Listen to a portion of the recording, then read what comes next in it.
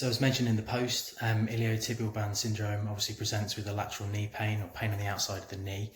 A lot of therapists might feel that they want to strip through it, plough through it.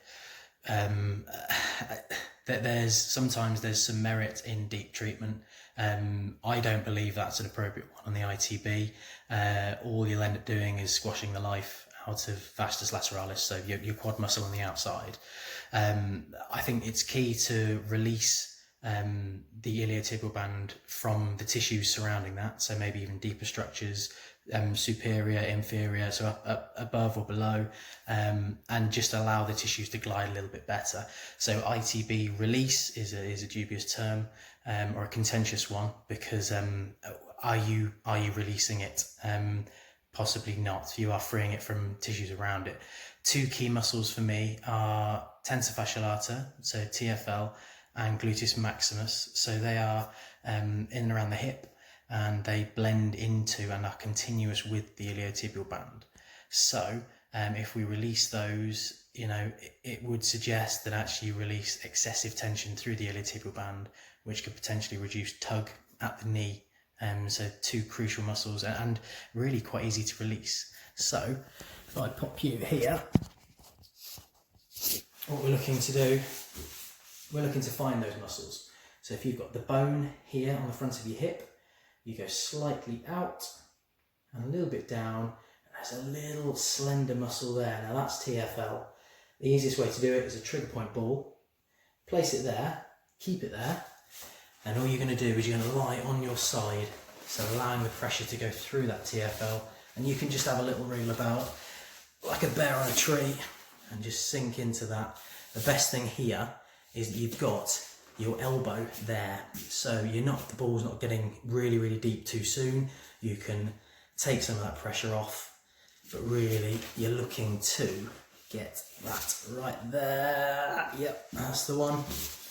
And if you can see my leg, that bottom leg is bent, and then you can just up towards the ceiling, down towards the floor. It's not a great viewpoint there.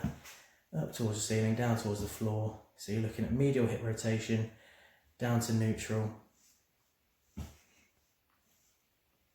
That's it. So medial there, lateral to the top, medial, lateral, lateral. And you're just up and down till you get a release. And then what you will find, typically, with any trigger points and with any tight muscle, you'll start with a deep ache sensation. That will start to relax, and actually you find that's not too bad now. And then afterwards you can really feel the freedom in the hip. So glute max, again, you're looking to find that. So glute max, slightly further around, and you're looking into the real belly of that dense tissue. And what you'll find, glute max there, blends all the way in and down the side of the thigh. So TFL, we're up front. Glute max, you're looking more around the side. And you'll get a little bit of other tissue as well, but don't be too bothered about that. It's always worth releasing gluteus medius and minimus if you can get to it. So again, you're sinking down onto that ball. You may even find slightly on your back and just allowing that ball just to sink into the tissue. And again, just a little bit of hip movement just to release it. And what that allows is the tissue just to glide and slide around. Once you've got onto a few tender spots and you're allowing that deep ache to dissipate, then you can get into some stretching afterwards.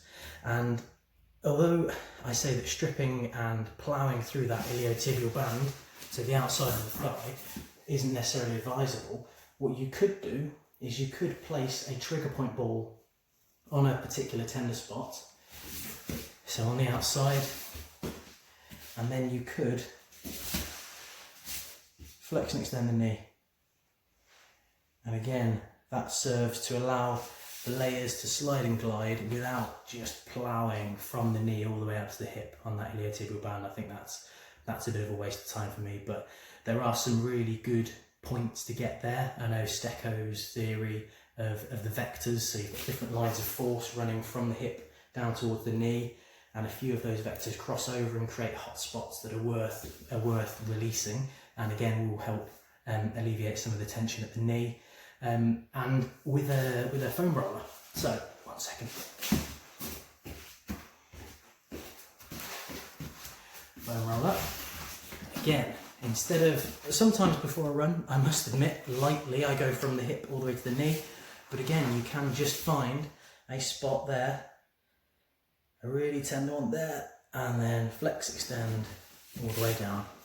You can find different levels, pin it down, flex, extend the knee, whatever movement you want. Another one might well be, if you are on a spot there, and then at the pelvis, you want to anteriorly tilt, posteriorly tilt. So what you're doing there is giving yourself a little arch in the back, rounding off your back, and just see if you can get a little bit of release there.